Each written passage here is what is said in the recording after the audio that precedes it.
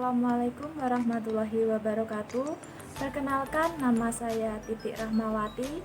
Saya mahasiswa jurusan Ekonomi Syariah, Fakultas Ekonomi dan Bisnis Islam IAIN Tulungagung.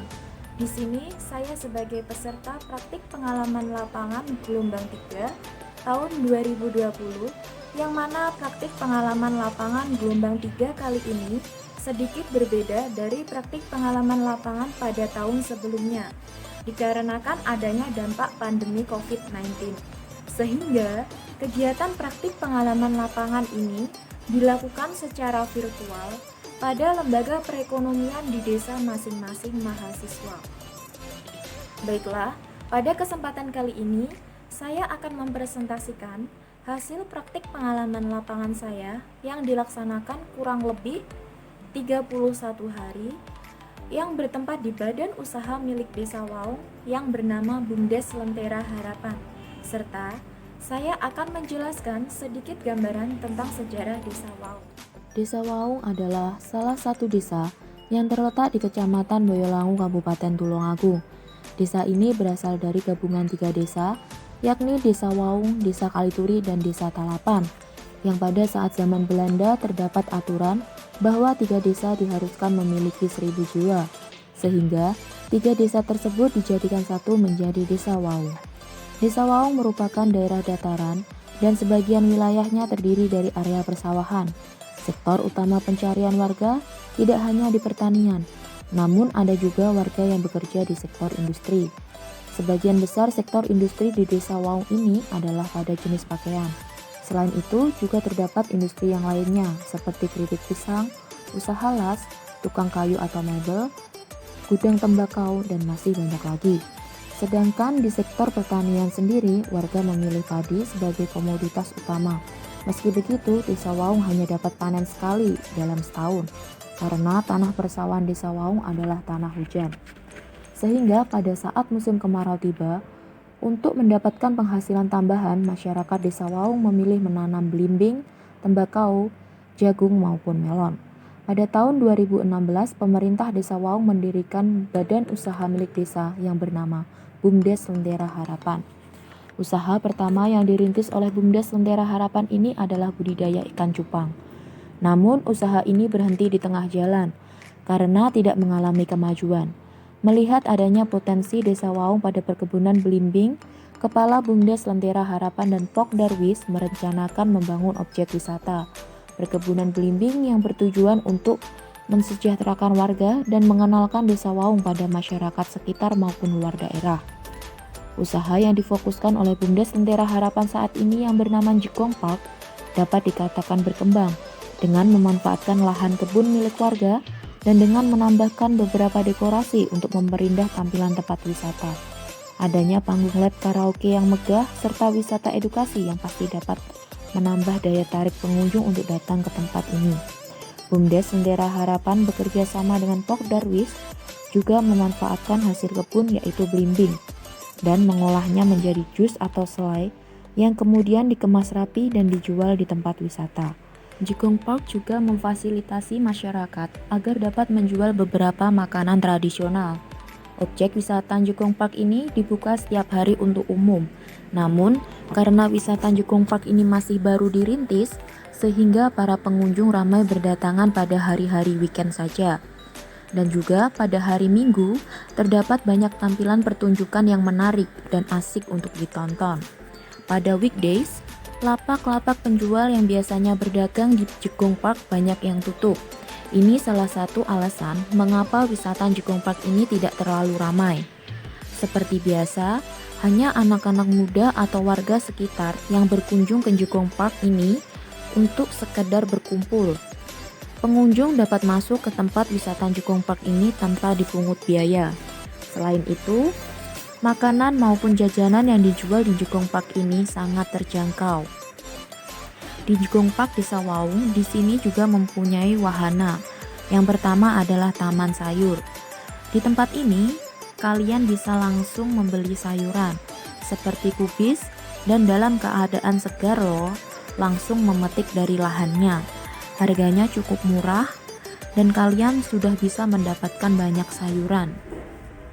Selanjutnya di Jukung Park juga punya spot foto yang unik loh guys. Seperti ini, kalian bisa melihatnya.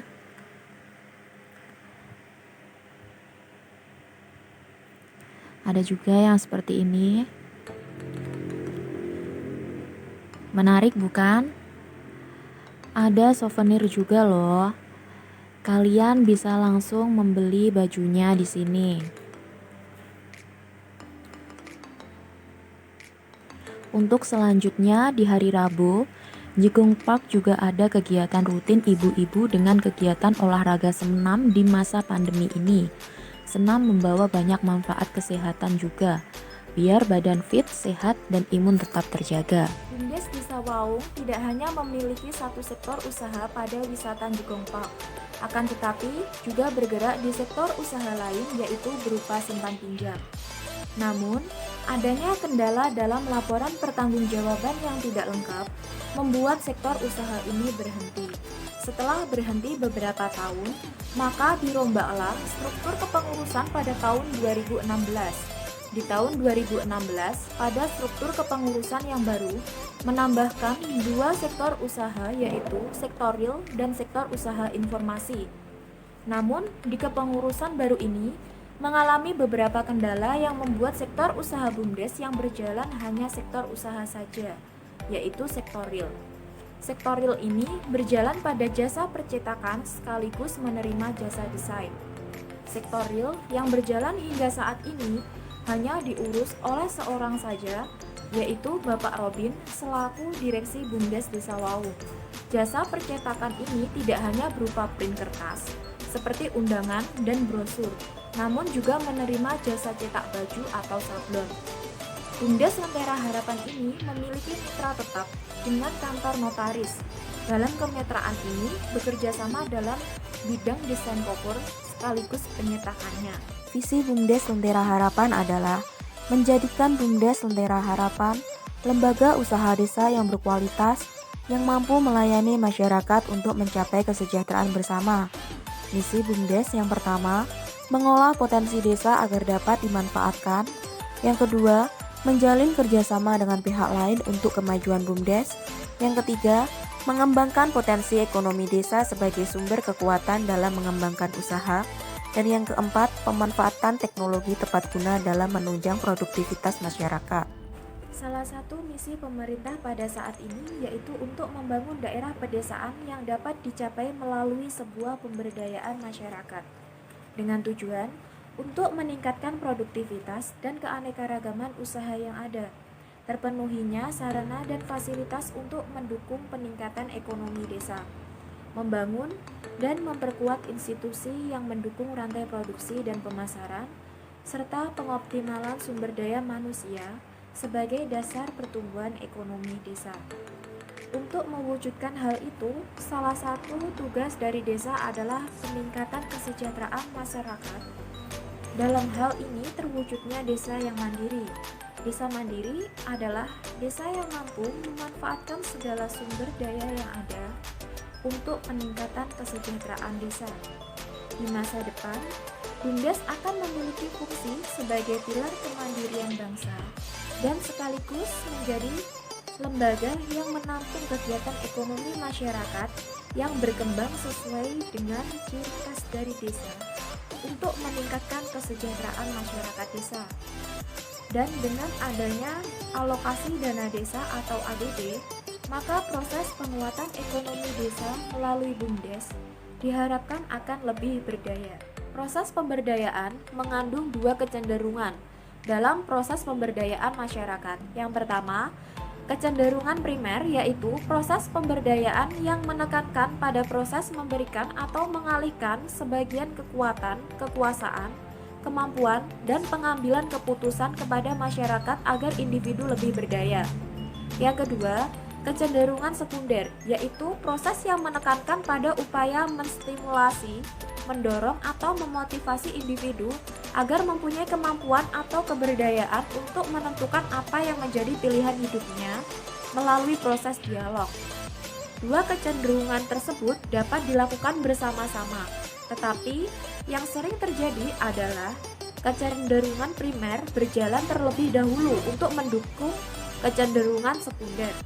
Prinsip-prinsip pengelolaan BUMDes penting untuk dielaborasi atau diuraikan agar dipahami dan dipersepsikan dengan cara yang sama oleh pemerintah desa, anggota atau penyerta modal, BPD, Pemkab, dan masyarakat. Prinsip tersebut adalah yang pertama kooperatif. Semua komponen yang terlibat dalam BUMDes harus mampu melakukan kerjasama yang baik demi mengembangkan dan kelangsungan hidup usahanya. Yang kedua, partisipatif. Semua komponen yang terlibat di dalam BUMDes harus bersedia secara sukarela atau meminta memberikan dukungan dan kontribusi yang dapat mendorong kemajuan usaha badan usaha milik desa. Yang ketiga, emansipatif. Semua komponen yang terlibat dalam BUMDes harus diperlakukan sama tanpa memandang golongan, suku, dan agama. Yang keempat, transparan. Aktivitas yang berpengaruh terhadap kepentingan masyarakat umum harus dapat diketahui dalam segenap lapisan masyarakat dengan mudah terbuka. Yang kelima, akuntabel. Seluruh kegiatan usaha harus dapat dipertanggungjawabkan secara teknis maupun administratif. Yang keenam, sustainable. Kegiatan usaha harus dapat dikembangkan dan dilestarikan oleh masyarakat dalam wadah BUMDes. Hal yang paling penting dalam upaya penguatan ekonomi desa adalah memperkuat kerjasama atau kooperatif, membangun kebersamaan atau menjalin semua kerataan di semua lapisan masyarakat desa, sehingga itu menjadi gotong royong atau steam engine dalam upaya pengentasan kemiskinan, pengangguran, dan membuka akses pasar. Tujuan awal pembentukan badan usaha milik desa atau BUMDes dimaksud untuk mendorong atau menampung seluruh kegiatan peningkatan pendapatan masyarakat, baik yang berkembang menurut adat istiadat dan budaya setempat, maupun kegiatan perekonomian yang diserahkan untuk dikelola oleh masyarakat melalui program atau proyek pemerintah pusat dan pemerintah daerah. Sebagai sebuah usaha desa, pembentukan BUMDes adalah benar-benar untuk memaksimalkan potensi masyarakat desa, baik itu potensi ekonomi, sumber daya alam, ataupun sumber daya manusia. Syarat pembentukan BUMDes diantaranya, yang pertama atas inisiatif pemerintah desa dan atau masyarakat berdasarkan musyawarah warga desa. Yang kedua, adanya potensi usaha ekonomi masyarakat. Yang ketiga, sesuai dengan kebutuhan masyarakat, terutama dalam pemenuhan kebutuhan pokok. Yang keempat, tersedianya sumber daya desa yang belum dimanfaatkan secara optimal, terutama kekayaan desa.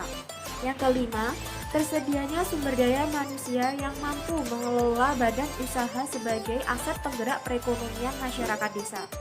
Yang keenam, adanya unit-unit usaha masyarakat yang merupakan kegiatan ekonomi warga masyarakat yang dikelola secara parsial dan kurang terakomodasi.